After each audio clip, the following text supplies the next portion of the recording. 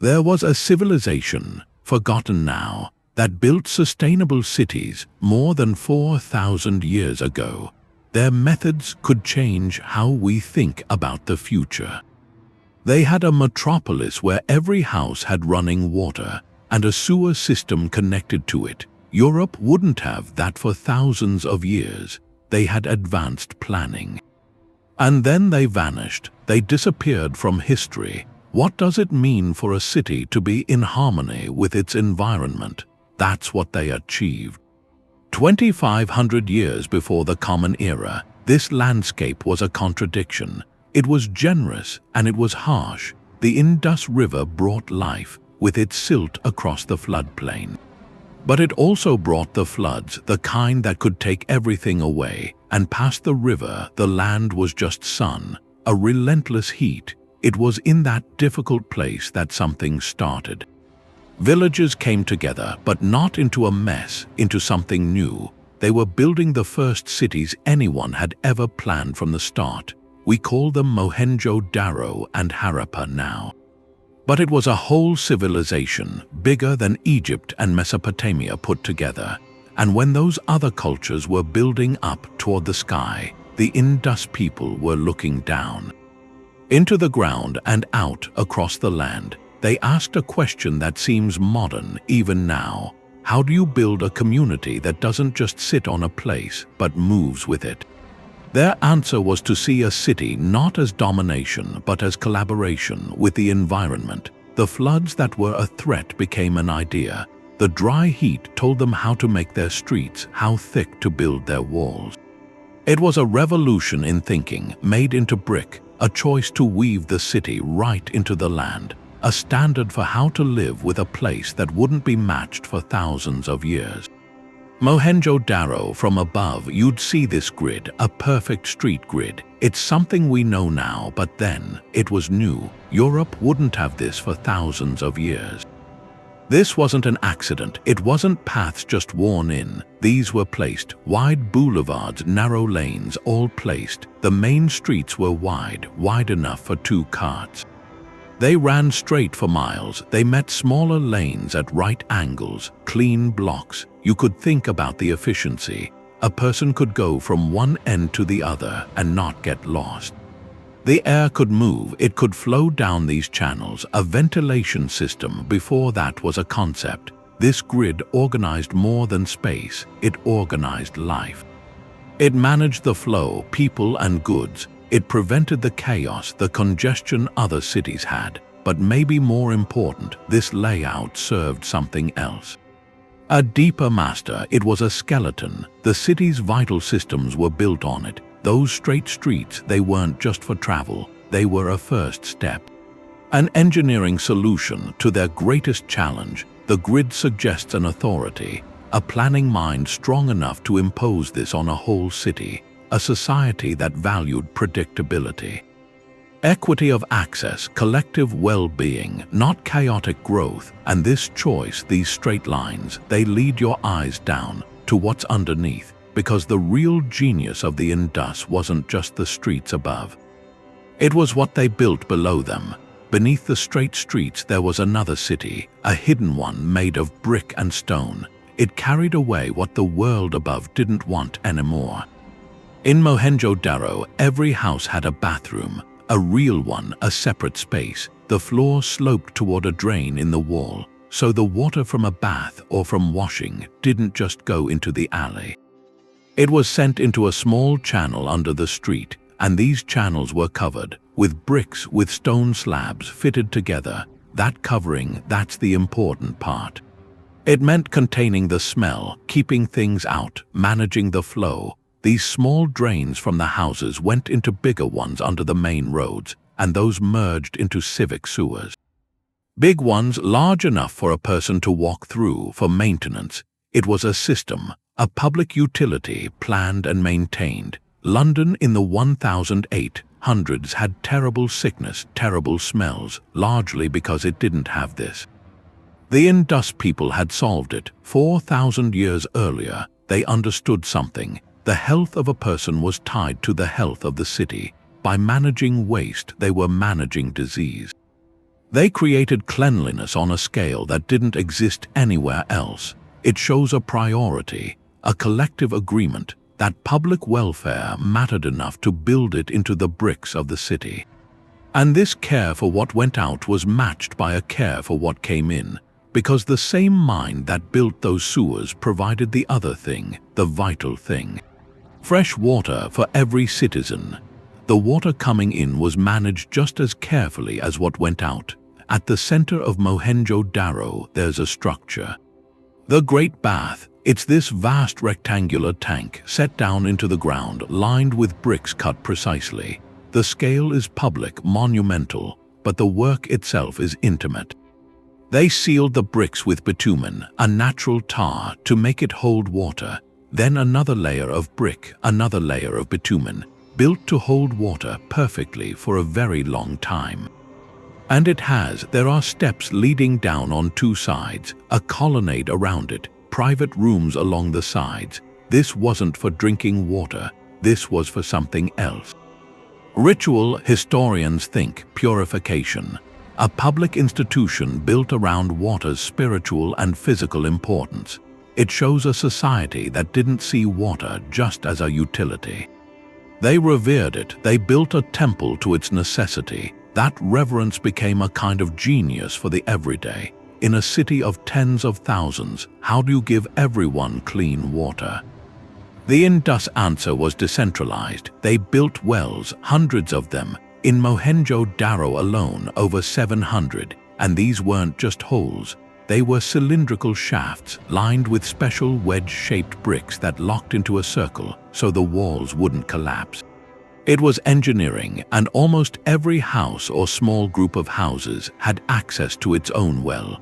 Imagine that. In the 3rd millennium BC, someone in Mohenjo-daro could walk a few steps from their door and draw fresh water. It meant no long queues at a central source. It meant hygiene at the household level, and they thought ahead. The Indus River was life, but it was also chaos. Its floods were unpredictable, so they built their cities on massive mud brick platforms, artificial hills raised above the floodplain, islands of safety when the waters rose. And when the rains came, they didn't let that water go to waste or let it become a threat. Their drainage system, the same network that carried waste, was also for stormwater. Channels along the streets would catch the runoff, funnel it away from homes into larger conduits out of the city. They were managing the whole water cycle. Inflow, use, outflow. They harvested rain, drew from the earth, respected the river, sent what they used safely away. A closed loop of sustainability engineered 4,000 years ago. This mastery of the vital resource hints at an understanding. They weren't fighting their environment, they were listening to it. The water, the floods, the heat, these weren't enemies. They were partners in a conversation. The city's form was the answer. And if their public works were that advanced, what about private space? What did this philosophy look like when you closed your own door? The answer is in the bricks they held and in the quiet design of an Indus home. A brick from Harappa, it fits in your hand, a rectangle 4 parts long, 2 wide, 1 thick. That wasn't just a local style, it was a rule. From the coast to the mountains, across a region bigger than Western Europe, every builder used this same brick. For 600 years, that consistency is hard to grasp. It means a traveler from one Indus city to another, 1,000 kilometers away, would find a familiar world. The same bricks, the same mortar, a shared idea, a cultural identity strong enough to standardize the building blocks of civilization, and it speaks of organization. To make billions of these identical bricks needed more than tradition. It needed planning, clay sources, kilns, transportation, all coordinated. An early form of industrial quality control on a continental scale. But this standardization, it wasn't about conformity, it served a purpose. These uniform bricks were the perfect tool for their environment. The architecture was a dialogue with the climate.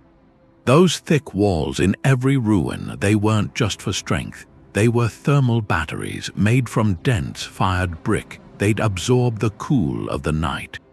Then, when the scorching midday sun came, the walls would slowly release that stored coolness into the house, keeping it livable. In the mild winter, the process reversed, holding daytime warmth. Passive climate control 4,000 years ago, and they thought about air. Houses were often oriented to catch the prevailing winds, funneling breezes through rooms. Many homes built around a central courtyard, an open-air hearth that pulled light deep inside and created a chimney effect, drawing hot air up and out. And the windows, they're small, placed high on the walls. This wasn't a lack of glass. It was a choice to reduce solar heat gain while still letting light and air move. Every decision, from the city grid down to the window slit, was a response to a question posed by the sun and the wind. Bioclimatic architecture, a concept we talk about now, achieved through intuition and observation. They didn't fight their environment with technology. They collaborated with it through design. The comfort this provided, the quiet dignity of a cool, private home available to so many, it suggests something about their society. This standardized, thoughtful architecture created a foundation, not just for walls but for a way of life, and it leads to a question, moving from the bricks to the people. What kind of social world was built inside these ingenious, climate-responsive homes? The layout of Mohenjo-daro tells you something about what they valued. You had these two distinct areas. Up on a high platform built of mud brick was the Citadel, walled off, separate, and then below it the lower town laid out in that strict grid.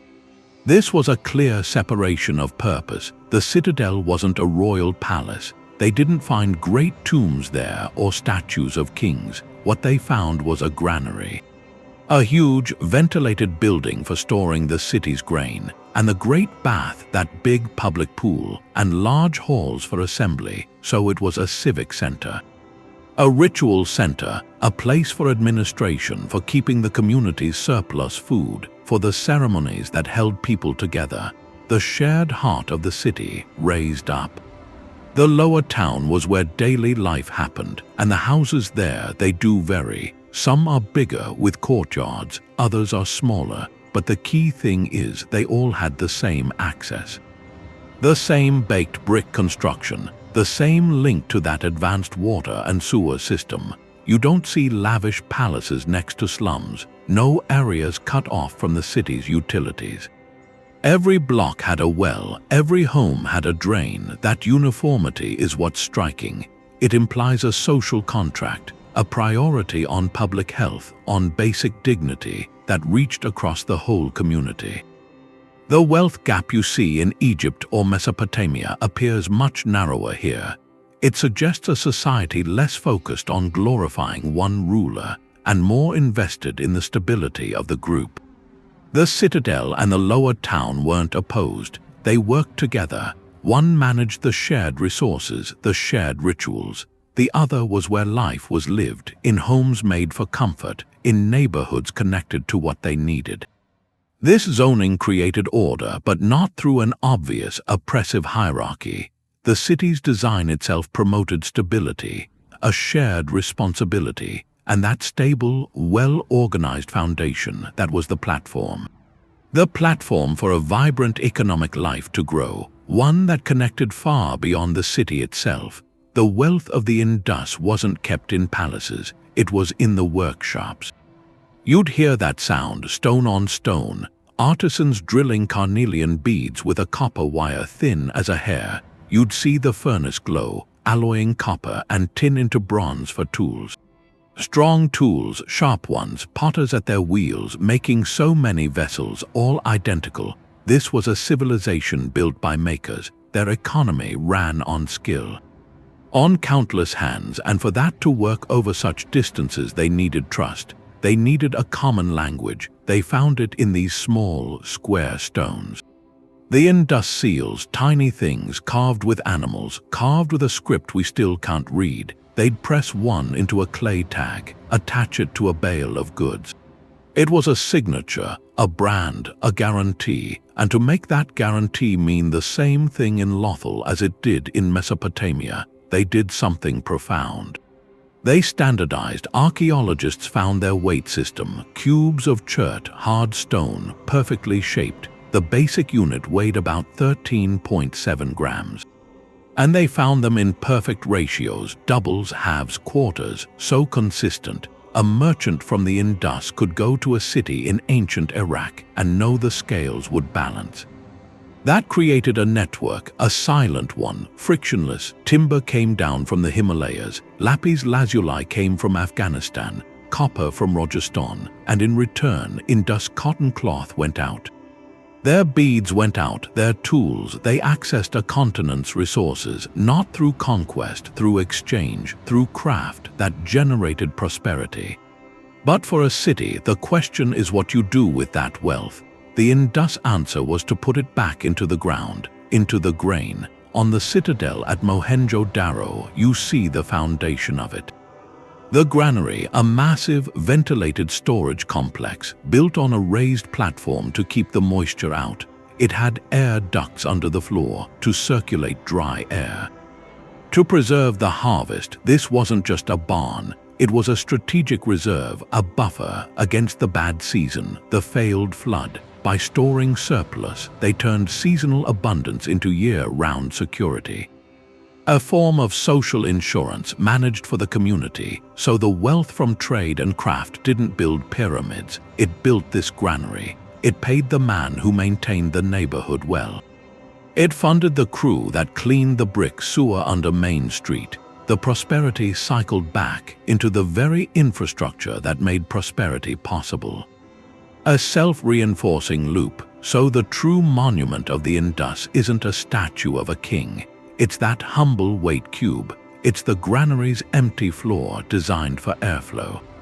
It's the fact that for centuries this system just worked. It provided stability, comfort, connection to a vast world, and it did it without leaving ruins that scream of a single ego. Which makes what happened next all the more haunting, because this balanced world, this symphony of urban design, it didn't last forever. The Indus people were incredibly practical. But they left behind this deep silence. The seals, there are thousands of them, carved from soft stone. Each one is a tiny masterpiece. You see a unicorn-like creature standing there proud. A hump-backed bull charging across a space no bigger than a stamp. Elephants, rhinos, sometimes figures that seem part human, part divine, sitting in meditation. And above every image, a line of symbols, an elegant, flowing script. We've never read it. It's the great locked door to their world. We can guess what the seals were for. They were practical tools. Press one into wet clay, it leaves a raised impression. A tag, you attach that to a sack of grain, a bale of cotton, a jar of oil. It becomes a signature, a mark of quality, of origin, the paperwork of a trading empire. An administrative system that could track goods from a workshop in Harappa to a marketplace hundreds of miles away. But the seals whisper this mystery. Who was signing? In Egypt, the pharaoh's name was everywhere. In Mesopotamia, kings stamped their names into bricks. Here, there are no names, no inscriptions saying, "I built this." The seals show animals, symbols, a mysterious script, but not, as far as we can tell, individual rulers. This absence is deafening. Where are the palaces, the vast tombs filled with gold, to proclaim one person's importance for eternity? They simply aren't there. The grandest structures in Mohenjo-daro are the Great Bath and the Granary, public works for the community. This suggests a power structure that was utterly different. Not a god-king whose word was law, maybe a council, a group of elders or merchants or priests or the master planners themselves, a leadership based on consensus. On bureaucratic skill, on the quiet administration of complex systems. Their authority wasn't proclaimed from monuments. It was embedded in the grid of the streets, the flow of the water, the fairness of the weight cubes. It was an authority that worked because it made life work for everyone. The seals were the keys to this system. they managed the economy without glorifying the manager. They ensured order without the spectacle of a crown. This administrative subtlety forces a question. What held such a pragmatic society together? If not the overwhelming power of a single ruler, then what was the spiritual glue? What did they believe in that made this balance possible? The spiritual world of the Indus was quiet. There's no pyramid, no ziggurat reaching up. Their sacred spaces were integrated, woven right into the streets.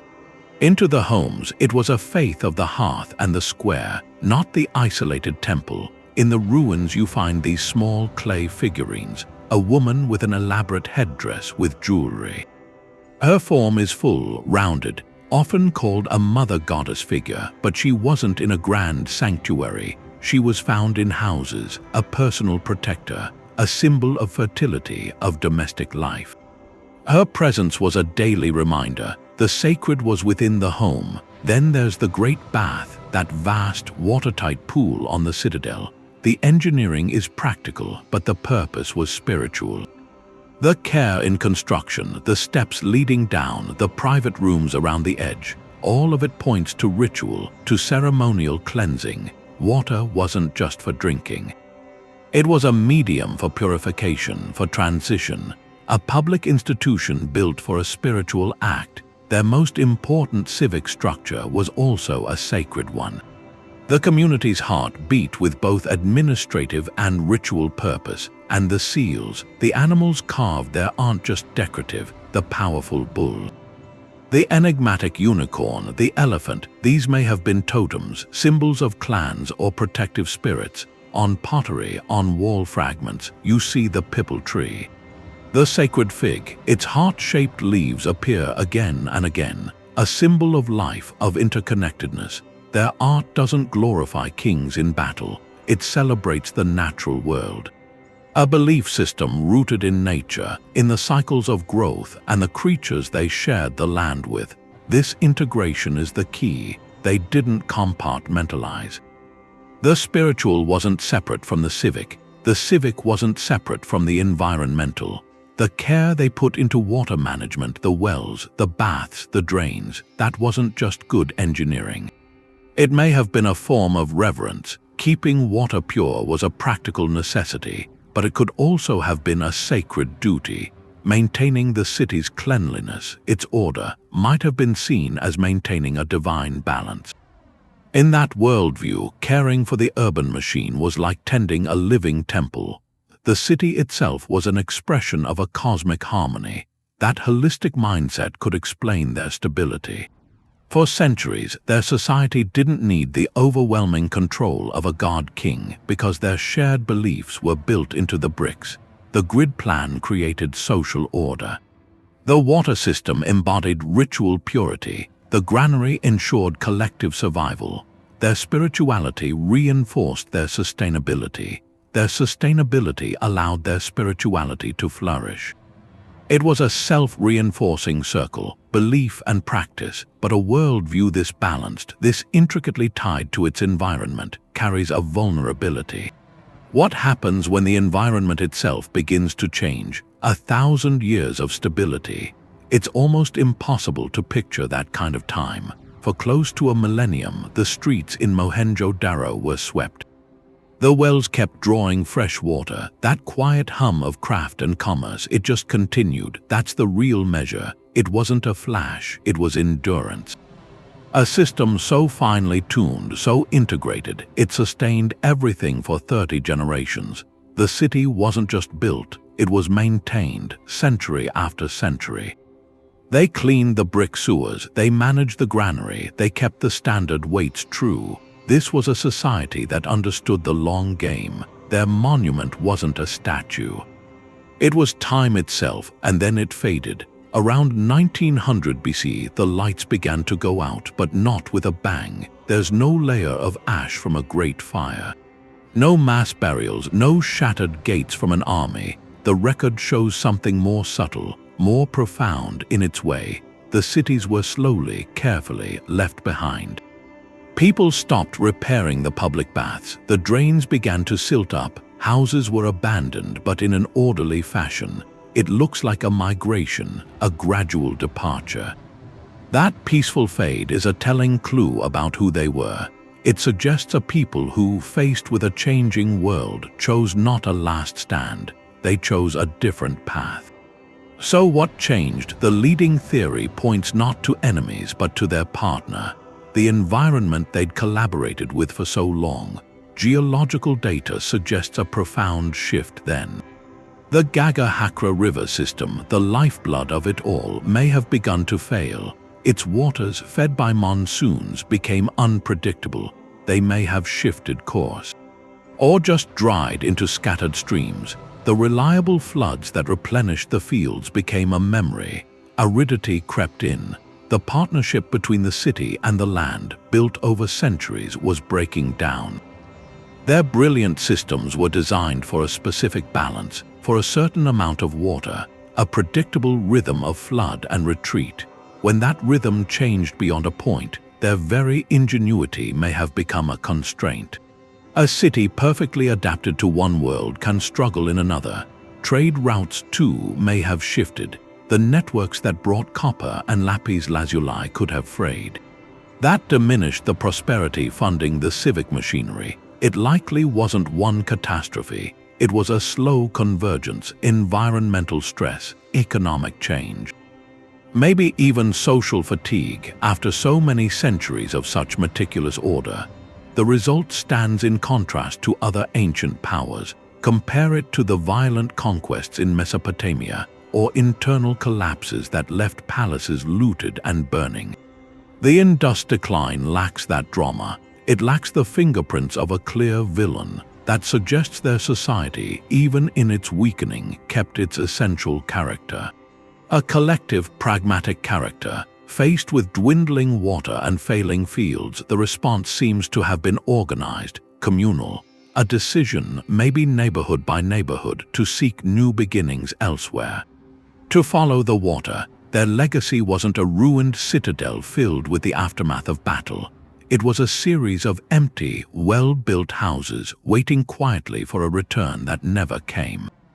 That gentle exit is, in a way, the final validation of their philosophy. They built a civilization that could live gracefully with its land, and when that land could no longer support them, they left it gracefully too.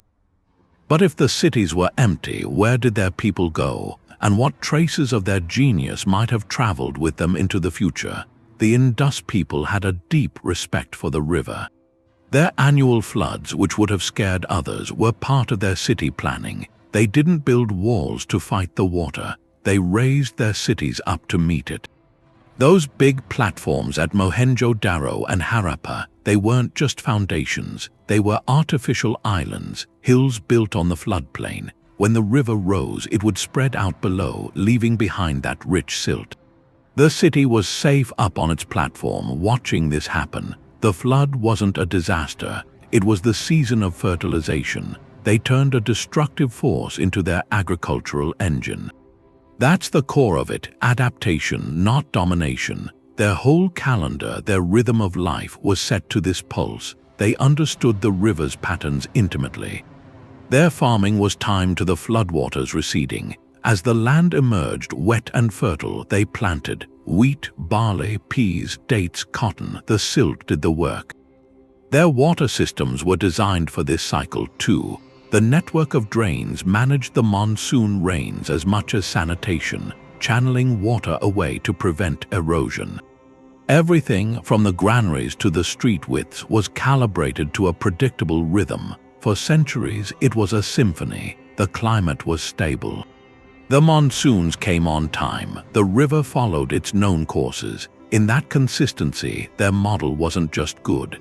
It was perfect. It created 1,000 years of abundance from an act of submission to nature. But perfection in one environment can become a trap. Their greatest strength held a hidden weakness. They were specialists. Their whole civilization was a masterful answer to a specific set of questions from their rivers and climate. When those questions changed, the answers no longer fit. Around their decline, the data shows a shift. The monsoon patterns began to falter. they became erratic. Some rivers, like the Gagga-Hakra, may have changed course entirely, moving away from the cities. Others might have shrunk to a trickle. The dance floor was pulled out from under them. Their predictable partner was becoming unpredictable. A city built for controlled floods faces a new problem: not enough water. The wells could run dry. The baths stood empty, the fertile silt stopped arriving. Their brilliant, specialized systems, the drains, the baths, the calendar, were like a key that no longer fit the lock. They were perfectly adapted to a world that was ceasing to exist. This history holds a dual lesson. It shows the power of adaptive design. Sustainability isn't about brute force, but about listening. About weaving your needs into the land's patterns. The Indus people show a civilization can thrive not by conquering nature, but by being a thoughtful part of it. Yet their story also warns about over-specialization. When you are exquisitely tuned to one stable state, you become exquisitely vulnerable to change. Their dialogue with nature was profound but not infallible. It was a conversation that worked wonderfully until the very terms of the conversation shifted. This leaves a haunting thought. If a civilization this intelligent, this attuned, could be undone by climatic change, what does that say about the fragility of any human project? And what fragments of their resilient wisdom might have survived, carried in the memories of those who walked away? You look at the Indus Valley, but to really see it, you have to put it next to the others. Egypt, with that narrow green line of the Nile, Mesopotamia between the rivers, and then you put the Indus map beside them. The difference isn't just the land. It's a difference in what they chose to build. In Egypt and Mesopotamia, the horizon was filled with monuments, the pyramids at Giza pointing up, the ziggurats of Ur, these massive step temples. They were statements about power, about a pharaoh's glory, a king's might, a god's supremacy. They took thousands of people, all directed by one overwhelming will. That society's investment went upward into stone toward the sky. The Indus investment went the other way, downward, into brick under the streets. Their pyramids were underground. Their monumental architecture was a sewer, a water tank, a network of drains. A pharaoh's wealth was sealed in a tomb for one person. The Indus wealth was piped into a system for everyone. It makes you rethink what an advanced civilization even means. For so long, progress was measured by conquest, by temple height, by royal splendor. The Indus asks for a different measure. The quality of life for the person who wasn't a king. The citizen who could get clean water from a well just steps away. The child in a city where waste was managed, where streets were laid out for breeze and order, where the granary on the hill meant security for all. Their grandeur wasn't vertical, it was horizontal, woven into the daily fabric. You look at the city layouts. Egyptian and Mesopotamian cities often grew organically, out from a temple or palace. The result could be a maze of narrow alleys. The Indus city was planned from the first brick. That grid of wide main streets and smaller lanes wasn't an accident. It was a declaration that public order, airflow, efficient movement, equitable access, these were foundational principles. It shows an alternative pathway urban development could have taken, where a society's genius is expressed not in one dazzling tomb, but in the quiet dignity of a functioning city for tens of thousands. It was a more humane vision, arguably more sophisticated, where the greatest project wasn't the afterlife of a ruler, but the improved life of the community. We're only now, millennia later, with our own public health and design challenges, starting to rediscover the wisdom of that choice. It makes you wonder, if their story had been the one handed down through history, how differently would we think about the purpose of a city, even now? They were lost because they were invisible. For centuries, the Indus civilization was hidden, not under jungle but under silt, the same river sediments that fed their fields year after year, layer upon layer, until their highest mounds just looked like natural hills. Their story was covered up by the very earth they'd worked with, and while the pyramids of Egypt stood against the sky, shouting, the low brick platforms of Mohenjo-daro were swallowed. They were forgotten so completely that when archaeologists in the 19th century pieced together ancient history, they had no idea. An entire civilization of that scale between Egypt and Mesopotamia. It was a blank spot, a gap in the story. This forgetting wasn't an accident, it was in their choices. Think about what captures imagination later: grand monuments. Palaces, tombs filled with gold, inscribed with the names of kings. Those things create a continuous narrative. Egypt has its pharaohs in sequence. Mesopotamia has its king lists, its epic poems. Stories of individuals, of power, they're built for retelling. The Indus people built none of that. Their architecture was utilitarian, for function, for community welfare. A brick sewer, no matter how brilliant, doesn't inspire epic poetry. A planned grid of streets doesn't shout the name of its architect. A society that distributed authority doesn't produce a simple tale of one heroic ruler. They created a system, not a saga, and systems, quiet ones, equitable ones, are fragile in memory. They don't fit the old template of history, the biography of great men. Without those flashy symbols of power, they faded from view. Their most profound innovations, public health, urban planning, equity, were the most invisible. And the invisible is easily erased. Their script makes it worse. Thousands of inscriptions survive, but they're short, on seals and pottery. We see the symbols, elegant, but we cannot hear the words. It's a locked door, so we have no Indus epic, no royal decree, no ledger we can read, no voice from that world telling us its name, its myths. We only have the silent architecture. The empty streets, the artifacts of daily life. We reconstruct a philosophy from plumbing and city blocks, and that deepens the forgetfulness. A civilization that doesn't speak its own name in a way we understand is vulnerable to being defined by others or overlooked entirely. Their rediscovery in the 1920s was a shock. It forced a sudden rewrite. Here was a society contemporary with Egypt and Sumer, but with a radically different blueprint. It proved the cradle of civilization wasn't a single place, but multiple, different answers to the same question of how to live together. The Indus model, sustainable, equitable, community-focused, was a path not taken in mainstream memory. Its burial and rediscovery hold a lesson that our traditional measures of progress, focused on monuments and monarchs, might have blinded us to other, more humane forms of advancement. The grand narrative highlights the loudest, most aggressive voices. The Indus reminds us that some of the most sophisticated ideas are also the quietest. They don't proclaim from stone towers, they whisper from the layout of a neighborhood, from the fairness of a wait, from the dignity of a clean, well-plumbed home.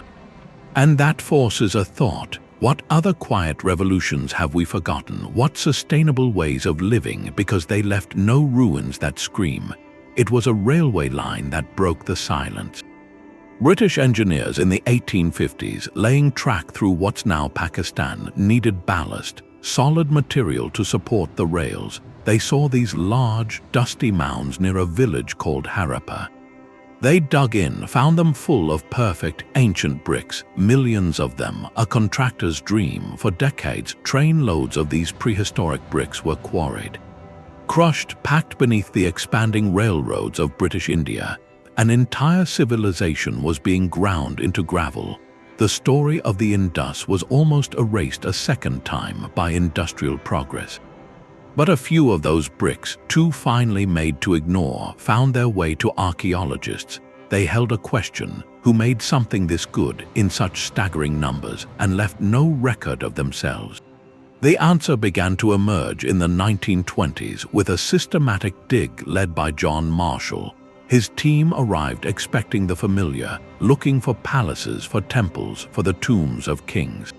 They found none of that. Instead, they uncovered wide, straight streets, houses with bathrooms and drains. They unearthed that great bathing pool and the vast granary. Marshall was baffled, then astonished. He wrote that he was uncovering a civilization of a type previously unsuspected. He was staring at the blueprint of a different kind of society. The archaeology since has been a slow, meticulous act of listening. Later teams, using finer tools, began to hear more of the daily hum. They found not just the grand infrastructure, but the life within it. Small clay carts with solid wheels, clearly toys, intricate jewelry made of carnelian and gold, beads drilled with impossible precision, sets of standardized weights polished smooth from use. Dice for games, these artifacts don't speak of gods or generals. They speak of homes, of play, of commerce and craft. They paint a picture of a vibrant, ordinary sophistication. Modern technology has turned this listening into a revelation. Satellite imagery can now trace the ghostly outlines of ancient riverbeds, showing how the life-giving waters shifted and faded. Soil analysis reveals periods of increased aridity, the long drought that may have strained their systems to the breaking point. Ground-penetrating radar maps entire neighborhoods without moving a single brick, showing the perfect grid extending far beyond the excavated areas. Each new tool confirms the scale and intentionality of their design. This ongoing detective work does more than fill gaps in a history book. It retrieves a lost conversation about how to live. The Indus cities are not ruins in the traditional sense. They are a preserved prototype, a full-scale model of urban resilience tested over 1,000 years. In their sewers, we see an early answer to public health. In their housing clusters, a model of equitable access. In their granaries, a strategy for collective food security. In their passive cooling architecture, a solution for energy efficiency. They built a working example of a sustainable city, and then they left us the blueprints buried in the silt. As we now face our own ecological pressures, their case study whispers across the millennia. It suggests that the most advanced city may not be the one with the tallest tower, but the one that learns to listen to its land and designs its heartbeat accordingly. The Indus blueprint shows a different way to measure a city. Their success wasn't in monuments, it was in the systems underneath, the sewers under every street. The freshwater wells in every neighborhood, the order of the grid managing air and movement. For them, these weren't secondary, they were the primary achievement. A society's ambition was in brick conduits and clean water, not decorative facades. It flips the modern script. Today, prestige is in iconic architecture. A dazzling museum, a twisting skyscraper, these define skylines. Meanwhile, the foundational systems operate out of sight. The aging water mains, the overtaxed transit. They're neglected until they fail. The Indus argument is that this priority is backwards. The true test isn't what you build toward the sky, but what you build down into the ground for everyone. A gleaming tower means little if the pipes below are leaking lead. A monumental plaza is hollow if it's inaccessible. Their model asks us to see robustness and equity in our foundational systems as the highest civic pride. That requires a different vision, long-term thinking that spans decades, a civic commitment that values public health and daily efficiency as monumental achievements. Applying this means a reallocation of resources, of political will, of our definition of progress. It means championing the engineer who designs a flood-resilient drainage system with the same fervor as the star architect. Investing in an equitable transit network as a greater legacy than a named performing arts center. The goal is a city that works gracefully for the person taking the bus, for the child in a park. Ensuring the fundamentals are dignified and built to last. This isn't about abandoning beauty. It's about recognizing the most beautiful thing a city can offer is a foundation of care, silently supporting every life. Their homes spoke with the sun. In that intense heat of the Indus Valley, the walls of a house in Mohenjo-daro, they were thick, and they did more than just hold up the roof. They were like batteries, thermal batteries, built from those dense, uniform bricks. They'd soak up the night's cool. Then, when the midday sun was at its worst outside, the walls would let that coolness back into the rooms. It tempered the inside. In winter, the same mass worked the other way. It held the day's warmth. That's thermal mass, a passive principle, using the building's own material to even out the temperature. They weren't fighting the climate with energy, they were working with it through physics. The orientation was another quiet move. Whole neighborhoods were laid out to catch the wind, to funnel breezes through the street grid and into the homes, and many houses had a central courtyard, an open-air heart. It pulled light deep inside. And it created a chimney effect. Hot air would rise and get pulled out. Windows were small, placed high up, that cut the sun's glare but still let the air move. Every choice was a response, an answer to a question their environment was asking. Now take a modern glass tower. It's a statement, but it's often a thermal problem. All that glass acts like a greenhouse. It traps solar heat, so the inside needs massive, constant air conditioning just to be livable. In winter, that same glass loses heat fast. It demands huge energy for heating. It's a model of domination, a sealed box. It declares independence from the local climate, but the cost is tremendous. Ongoing energy, ongoing resources. It's a brittle design, totally dependent on external power to even function. Today, we're starting to relearn that Indus lesson. Architects are coming back to these principles. They're in green building standards now. They specify materials with high thermal mass, rammed earth, thick concrete to naturally stabilize temperatures. They orient buildings to maximize winter sun, to minimize summer heat, using strategic shading. They design for cross-ventilation. For buildings that breathe, this isn't nostalgia, it's resilience. It's seeing the sun and the wind not as enemies to seal out, but as partners in a design conversation. The Indus legacy is that shift in perspective. They teach that sustainable design starts with listening. Before you draw a wall, you ask what the local climate offers. Where does the sun fall in January versus July? Which way do the summer breezes flow? If you engage with those patterns, you can create structures that need far less from the grid. That reduces energy dependence, lowers costs, and it creates spaces that are more comfortable, connected to the natural rhythms of light and air. In an era of energy uncertainty and a changing climate, this isn't just good design. It's a crucial strategy for building communities that can last. Their silent cities remind us, the most advanced technology we have is often just the intelligence to work with the world, not against it. Mohenjo-daro's streets were built for people. They had these wide boulevards, smaller lanes, all in a clear grid. But that grid did more than organize space, it organized life. Inside each block, you'd find homes mixed with workshops, public wells right there. Someone could walk from their house to a potter's workshop, then to a communal well, then to an open courtyard, all in a few minutes. This was a mixed-use neighborhood way before that term existed. The design made interaction inevitable. It encouraged walking. Daily life became a series of small, connected journeys, not isolated commutes. The city's scale was human. Its pace was set by footsteps. That layout built a tangible sense of community because people were constantly sharing the same spaces, the same paths, the same daily rhythms.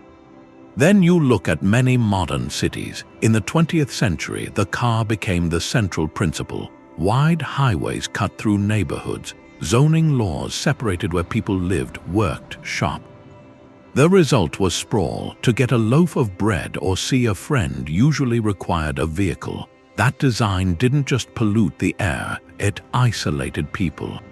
It replaced the casual street corner talk with a solitary commute behind glass and steel. Social connections frayed. public health suffered from sedentary lifestyles. The city, once a place of gathering, became a landscape of separation. So the idea of the 15-minute city is, in essence, a return to that Indus model. The goal is simple: to put everyone's essential needs, work, food, education, leisure, health care, within a 15-minute walk or bike ride from home.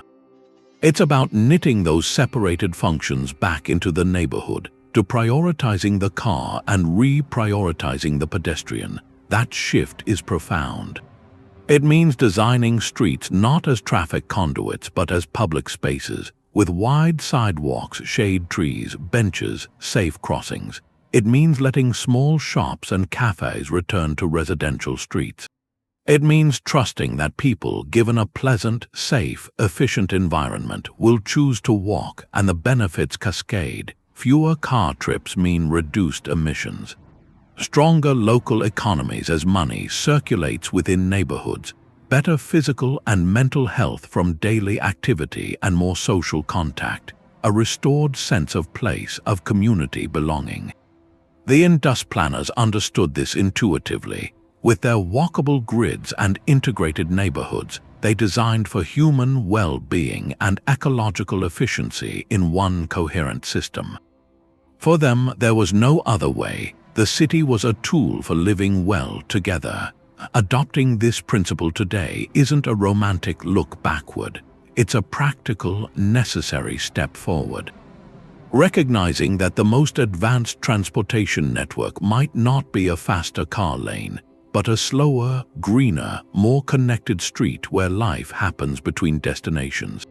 The Indus managed water as a closed loop. They saw it as a cycle. They took it from wells, used it, and then sent it away through those drains. It was a flow they handled from start to finish. Our modern system is different. It's linear. We take fresh water, we use it once, we contaminate it, and then we dispose of it. We treat it as waste. We do the same with solid things. We extract, we make, we use, we throw it all away. It's a one-way system. It assumes endless supply and endless places for the waste to go. And that system leads to a dead end. Polluted rivers, empty aquifers, landfills. These are the signs it's broken. Now there's a shift back to circular thinking. The circular economy, the idea is to design waste out, so the output from one process becomes the input for the next, like in a forest where leaves fall and feed new growth. For water, it means wastewater isn't an end point. It's a resource. We can treat it now to a very high standard, safe for industry, for irrigation, even for drinking. Singapore shows this. It's a crowded island with little natural water. Their Any Water program takes used water from every drain. They treat it through multiple stages: microfiltration, reverse osmosis. They produce very clean, reclaimed water. It goes to semiconductor plants, cooling towers. Some gets blended back into the public supply. It's a high-tech version of an ancient idea, closing the loop. For solid waste, the circular model means organic material isn't garbage. It's feedstock, food scraps, yard waste. Cities can compost this, turn it into soil for urban farms, for parks. It puts nutrients back into the ground instead of burying them. It also means designing products from the start to be taken apart, so the materials can be recovered. This is more than recycling. It's rethinking a city's entire metabolism to work like a natural ecosystem where there's no away. The Indus had this metabolic view.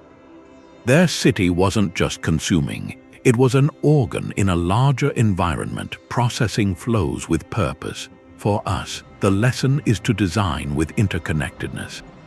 Could a data center's heat warm a greenhouse? Could rooftop rainwater supply a district's needs? Could treated wastewater revive a wetland? The goal is a web of loops. Where one system's output fuels another, this reduces the strain on new resources. It cuts pollution. It builds resilience. It turns a city from a linear drain into a circular participant. Those ancient brick drains point to a future where the challenge isn't building more. It's designing smarter connections within what exists. Equity isn't something we invented now. In Mohenjo-daro, in the lower town, you see this pattern. The houses aren't all the same. Some are bigger, with courtyards, more rooms, others are smaller. But that difference, it stops at the door. Outside, every home connects to the same grid. Every block shares a well. Every wall has a drain, and they all tie into the same civic sewer. The brickwork quality, the clean water, the basic dignity of sanitation, these weren't privileges. They were provisions. The city's genius was distributed. It didn't create islands of luxury in seas of neglect. This layout, by policy or by consensus, wove a basic welfare into the urban fabric itself. It created a shared stake in upkeep. When everyone benefits from the clean street, the functioning drain, everyone has a reason to maintain it. That's a powerful social glue. Now contrast that with many modern cities. Here, urban form has often been a tool of division. Historical redlining in the United States, for instance, it created stark boundaries, a system that denied mortgages and investment based on race, drawing lines on maps. The consequences were etched in concrete. Neighborhoods on one side got parks, paved roads, reliable services. Those on the other side were systematically deprived. This engineered segregation didn't just separate people. It created what we now call infrastructure deserts, areas cut off from reliable transit, from quality grocery stores, from safe green space. The city's design reinforced inequality, making it harder to escape.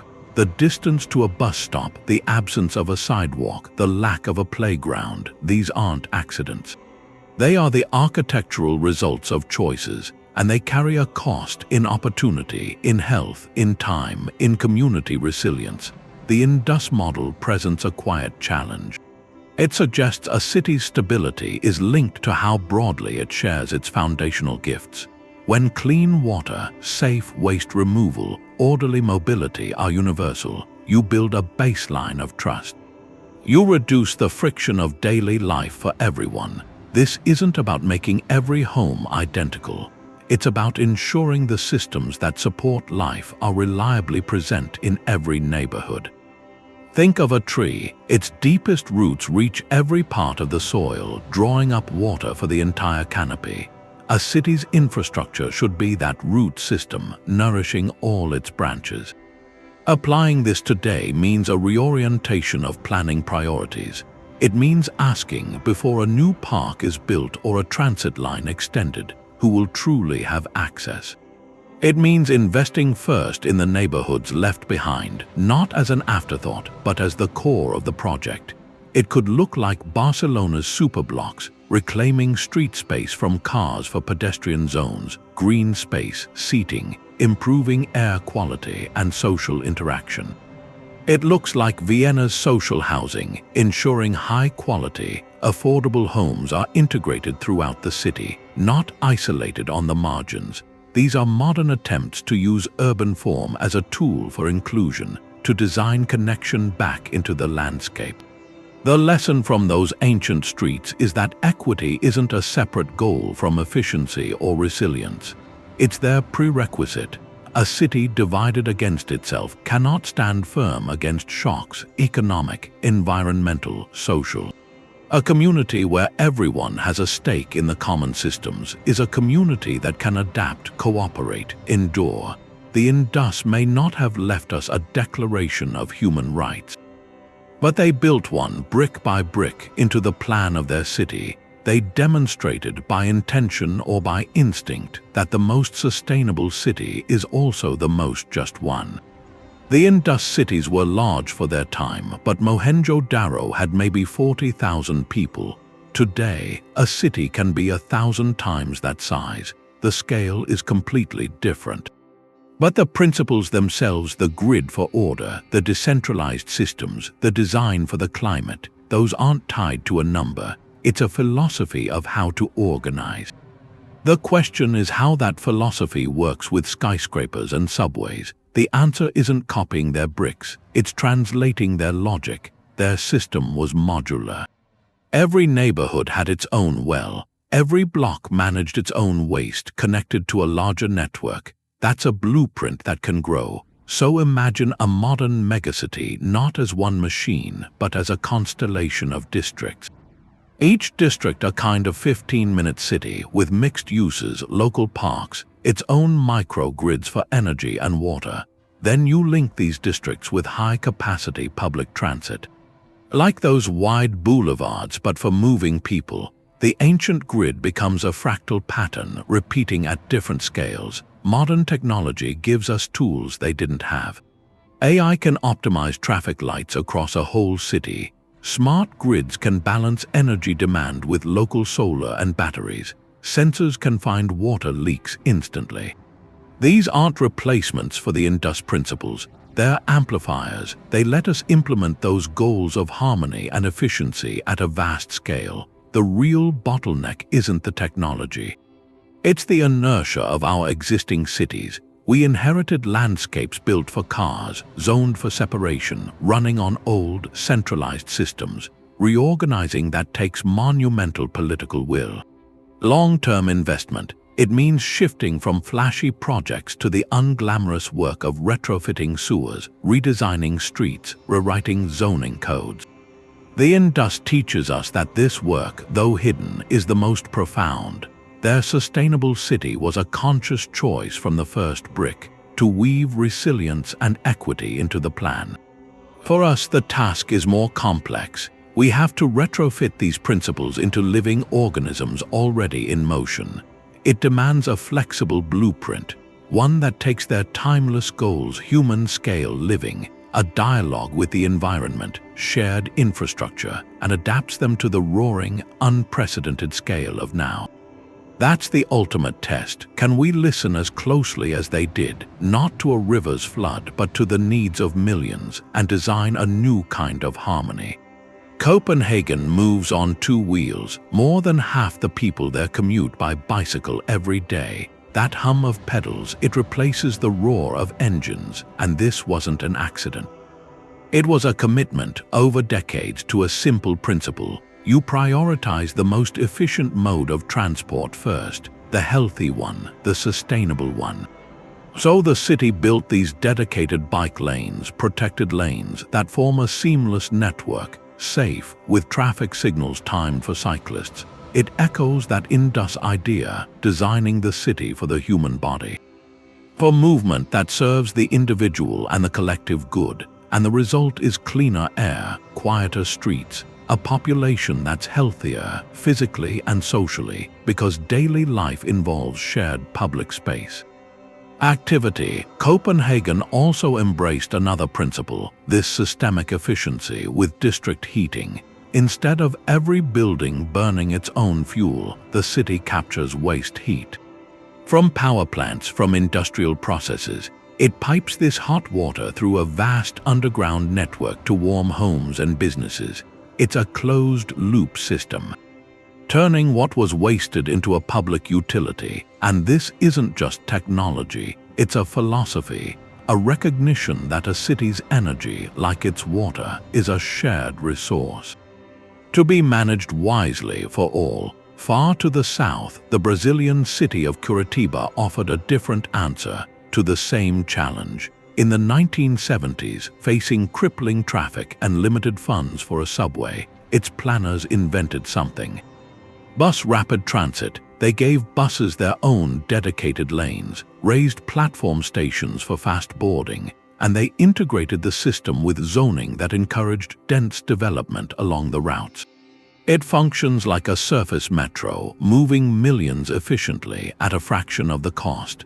This is the Indus grid logic applied to mobility. It creates order out of potential chaos, providing equitable, reliable access for every citizen, regardless of income.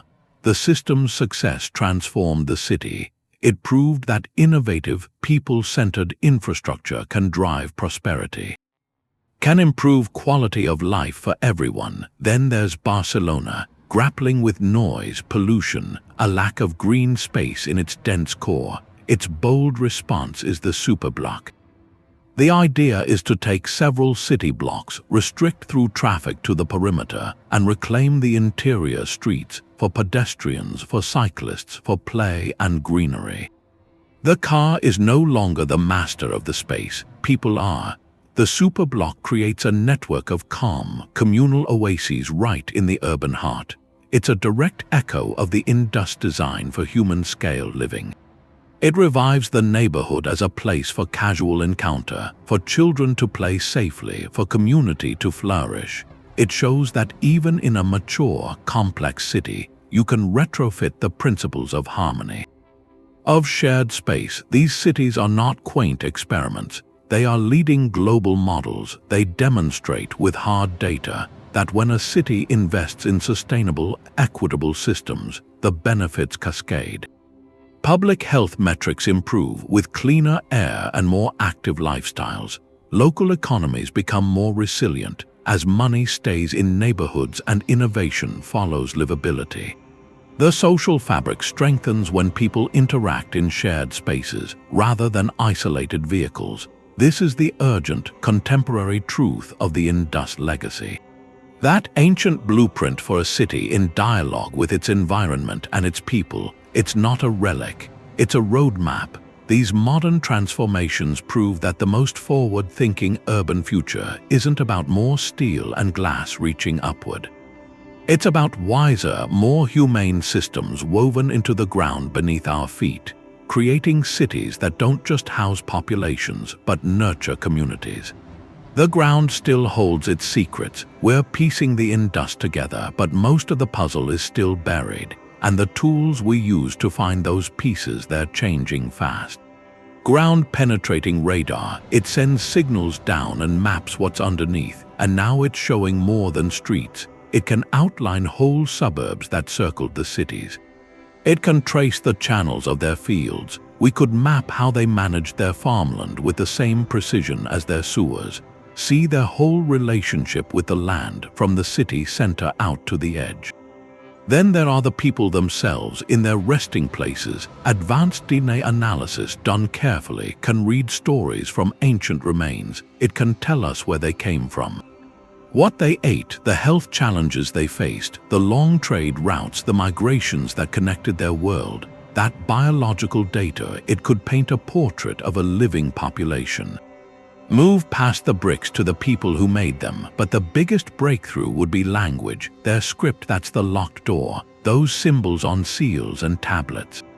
They're a direct line to their minds. If we could ever read them, it would be like turning on a light. We'd hear their voices for the first time, learn their names for their cities, read their laws, see if they had poetry, and most of all, we could understand their own philosophy behind the design. They could tell us in their words why they chose the grid, why the public bath mattered, how they balanced the individual home with the civic whole. That one achievement, it would change them from an archaeological case study into a conversation across time. Every new piece of data, from radar, from genetics, maybe one day from a translated text, it does more than answer historical questions. It has practical power.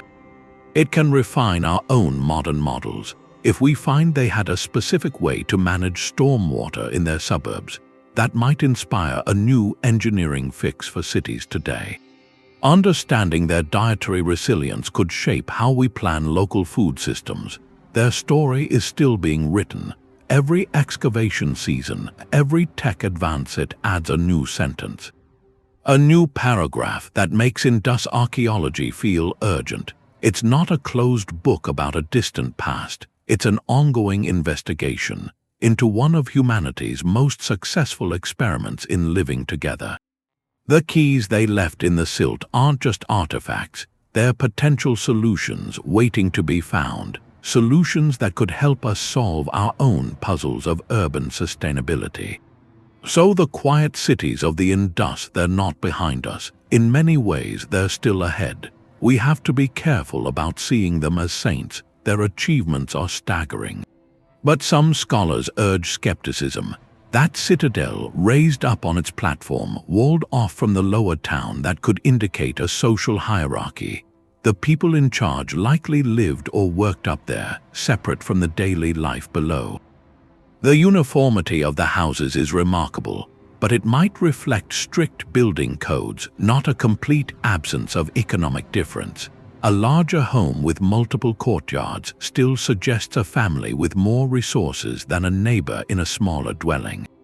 And the absence of obvious, grandiose temples doesn't automatically mean there was no influential priestly class. Their authority could have been more subtle. Woven into the administration of the Great Bath and the granaries, their power resting on control of ritual and surplus, not on monumental architecture. This critical look isn't meant to diminish their accomplishments. It does the opposite. It reminds us they were complex humans, not perfect paragons of some utopian ideal.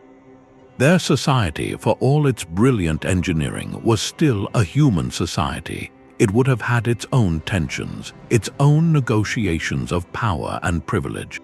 Their remarkable sustainability likely came with its own costs, its own trade-offs. Maintaining that meticulous order for centuries would have required social discipline. Perhaps even conformity. The very grid that provided efficiency might have felt restrictive to some. The collective focus on public works could have limited individual expression in ways we can't fully see. Engaging with these debates enriches our understanding. It moves the Indus from a mythical, lost paradise to something more real, more instructive. It shows that sustainable urban design is never a finished, perfect state. It's a constant, messy negotiation, a push and pull between lofty ideals and practical constraints, between collective good and individual desire, between human ingenuity and human nature. The Indus people were masters of that negotiation for 1,000 years. Their cities stand as a testament not to a flawless society, but to a profoundly successful one. One that managed these eternal balances better than almost any other in history. That negotiation is the same one every city faces today. How do we balance growth with livability?